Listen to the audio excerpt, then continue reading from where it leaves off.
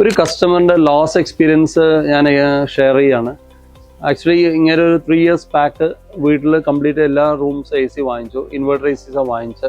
പക്ഷേ ഇങ്ങനെ NRI ആണ്, മിക്കവാറും പാലക്കാടിൻ്റെ ഔട്ട്സ്കേർട്സിലാണ്, മിക്കവാറും വീട് പൂട്ടിയിട്ടാണ് പോകാറുള്ളത്. 6 മാസം 8 മാസം കൂടുമ്പോൾ ഒരിക്കൽ വരും.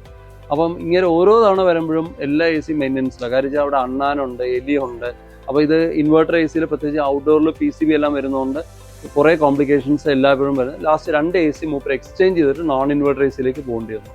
അതാണ് ഒരു SSDയുടെ അടുത്ത് വരാത്തതിൻ്റെ ഒരു കുഴപ്പം. കാരണം നമുക്ക് ഇൻവെർട്ടർ AC ഏത് പർപ്പസിനാണ് വേണ്ടതെന്നുള്ളത് എക്സ്പ്ലെയിൻ ചെയ്യാനുള്ള സാഹചര്യം ഒന്നും ഉണ്ടായിട്ടില്ല. കാരണം സ്പാരിംഗ്ലി യൂസ്ഡ് റൂംസ് ആണെങ്കിൽ ഇൻവെർട്ടർ AC പോകാതിരിക്കാൻ നല്ലത്. കാരണം ഒരു കൊല്ലം 50 ദിവസം പോലും കഷ്ടിച്ച് യൂസ് ചെയ്യാത്ത റൂംസിലേക്കാണ് ഇങ്ങനെ 5 star ഇൻവെർട്ടർ AC മേടിച്ച് വെച്ചിരുന്നത്. ആ കോസ്റ്റ് പോയി എക്സ്ചേഞ്ച് ചെയ്യുന്നു.